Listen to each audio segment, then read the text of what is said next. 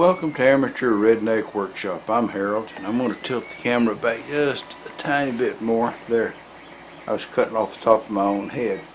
I'm just going to do a video this week, and I'm not even all that certain what it's going to be about, but I'll show you a few of the things that are going on, and we'll make some more progress on the plasma cutter table. And it may be the main item in this video. But I'm also working on printing a part that I saw on Mr. Pete's channel, and I'm a huge fan of Mr. Pete. I'm one of those guys, I'm undecided who I want to be when I grow up. Do I want to be Mr. Pete, or do I want to be Randy Richard? I could want to be Tom Lipton, but then I'd still be bald, so probably not, even though I'd be a lot smarter. But I've got this little brown envelope. You guys have seen this little brown envelope before yourself on several other channels, if you watch all the stuff I watch. And it's from a couple of guys in California. They live out in the desert, which means Southern California. I've been there, and it looks to me like the vast majority of California is a desert, but then maybe I didn't go to the right spots. I've been up in Yosemite, and that's not a desert, but that's only just a little part of the place. But anyway, I got some stickers. I got this one, and I got this one, and they've got a regular little set of stickers with neat stuff inside. There may be more stickers down in this envelope, I'm not sure. I had this already the last time I did a video, and I forgot.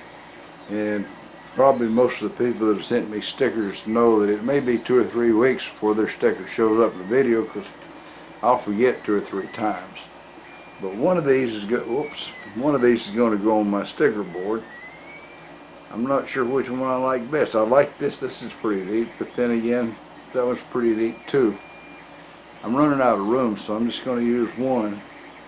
There's only one person that's got 2 stickers on there. It's Chuck Bomarito, and he's a certified nice guy, so I stuck them on there. I guess that one of the things I got to tell you about is the Steel Challenge was yesterday, and I come down. We had 4 different squads, so there's 5 stages. So each squad starts on a different stage. Squad 1 starts on stage 1, Squad 2 on stage 2, and Squad 3, which I'm almost always on, starts on stage 3. So I went through 3, 4, 5, and I come back around to number 1 and blew my whole score right there on number 1. I had target 4. I missed that sucker on 2 different strings through there. So it counted 3 points against me, 3 seconds against me every time. And that right there ruined my score, because one of those 3 seconds could be thrown away, but not 2. And I think on one time through there I might have taken 3 shots at target 1, just because so when you've got several mistakes on one stage, some of them are going to go on your time, But still, even though I went home kind of dragging, I thought, I've really messed up. But in actuality, I was half a second faster than the last time I went. Although the last time I went, I was 4 seconds slower than the time before. So you see, I'm down in the 70-second range, and I can't seem to get any quicker. But it's all a good time. It was nice and dry out there, and it was hot. Oh, it was hot as Texas, I can tell you that. But we all had a good time, and I went home, wondering a lot, and got good news later on when the thing showed up on practice score. And it was about 5 in the afternoon before the score ever showed up on practice score. So I was really eager to find out, All right, while I was out there with mowing the lawn this morning, which I did already, I found a broken spring on the deck of my lawnmower. I don't know exactly what it goes to. I printed out the parts list, and I'll have to take the thing in the garage and maybe jack it up a little bit where I can sit down on the bucket and look at it real good. But Yeah, I got a broken spring under there. Don't know what it should be doing. It's still mowing just fine, so I guess it wasn't, you know, a life challenging thing. All right, let's get on with the video, whatever it's going to be about. Who knows? Now, everybody knows I'm a big fan of Mr. Pete, you know, and also known as Tubal Cain. But he showed this on his channel here recently, and he casts the parts. And I like to now and then do something, see if I can do the same stuff that Mr. Pete does. You know, if I was successful, that'd always feel pretty good, you know. So I decided to make this little guy here. It's a tool holder, an oil can holder for your drill press, and I'm reasonably sure that it'll fit mine. I don't really know that I really want to use the oil can holder or anything, but I want to make it, so that's what I'm doing. I'm working on it. This printer is printing at a 20% infill, which means 80% of it's air, and the infill pattern is a grid. So if this guy moves to the right spot here, I'll show you that in between the spots of this grid, this little bugger's hollow all the way down to the bottom. Get a look at it here if we can. Maybe you can see that when you look down in there, that goes right to the bottom, and it's empty. So this is mostly air. Now sometimes if I want something to be strong, I print it at 100% infill.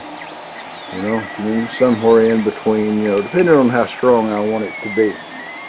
Just thought you might find it interesting to look at that. Alright, Patrick and Lance, I decided that a two-person operation needed a two-person sticker, and so that's the one I decided to use, and I stuck it right up there in the vicinity of the Backyard Machine Shop, the Shark River Machining, and that ought to do the job.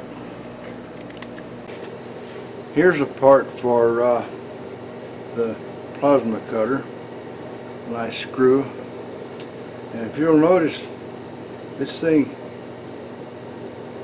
turns so easy. I can hold it like that. Well, if I can get it to quit leaning over one way or the other. Hang on. It works. I'm holding it right here just by the little bushing, and just the weight of it, it just sunk right down there. Turns easy. So it's got the little bearing on each end. I'll have to make it fit, of course, cut it to fit. But I've got hardware much closer to doing that job. But today I'm going to try to be Mr. Pete and mix up some green sand. I should have got Petrobond like he uses. I've already figured that out, but I do everything wrong the first time. We're going to mix up the green sand and try to get it right the first time. There's my green sand. It always smells well. Terribly earthy. I don't really like that smell too much, but there you are. I get busy and try to moisten it up, and hopefully I won't get it too dry or too wet.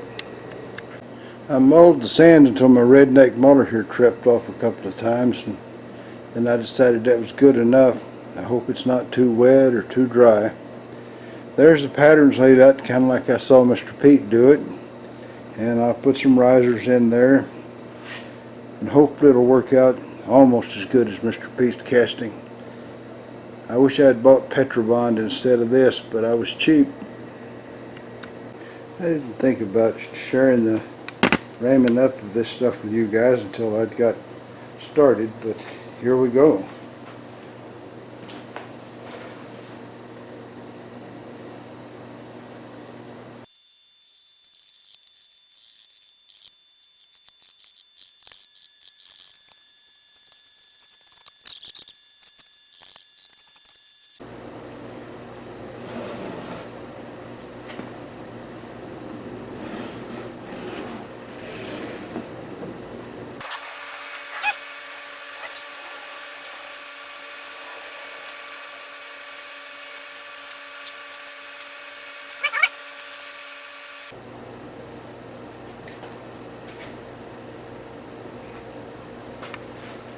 I suppose it'll probably work out all right.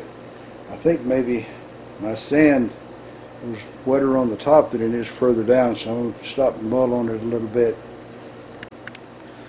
Now, in case some of you guys were out of the room when I said it before, on the bottom piece there, cope, drag, I don't know what it is, I turned the locating holes upward when they should have been pointing downward, so now there's no place for the locating pins to go now that everything's rolled over.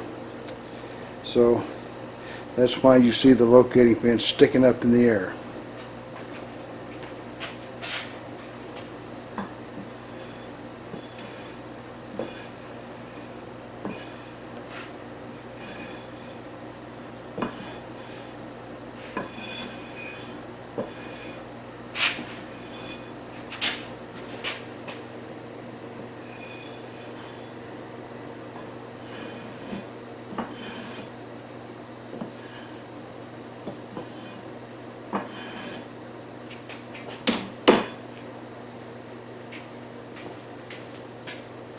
I usually start the first mold with the sand too dry. I have to go back and add water and then do my mold with the sand too wet.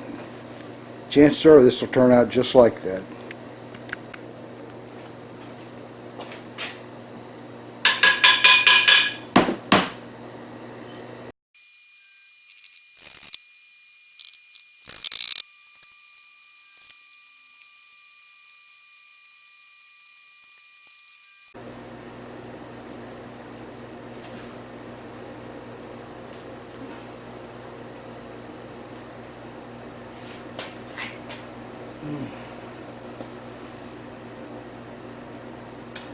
I didn't get my stuff all the way through.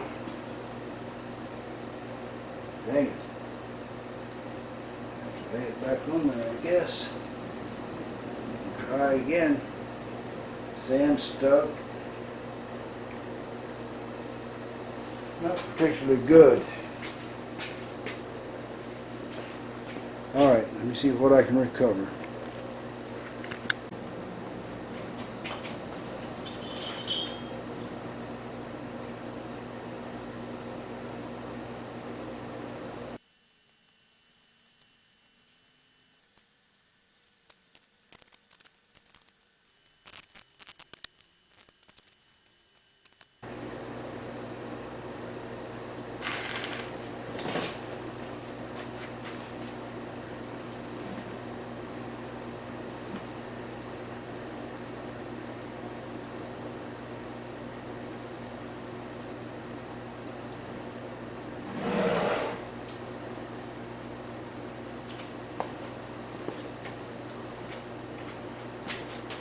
Alright, here we go.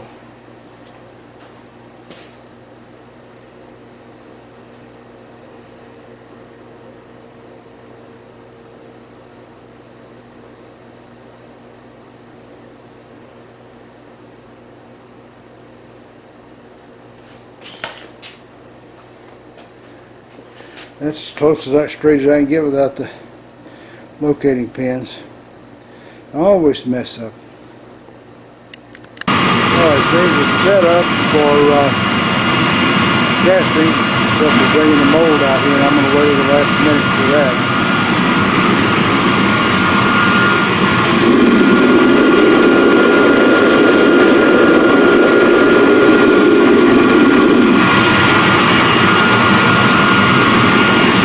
I'll let it sit there and warm up while I go eat lunch. So you guys take a nap. Well, that's all, folks. Y'all try to subscribe if you're not already a subscriber. Leave a comment if you got something to say. And above all, remember, keep on keeping on. Bye now.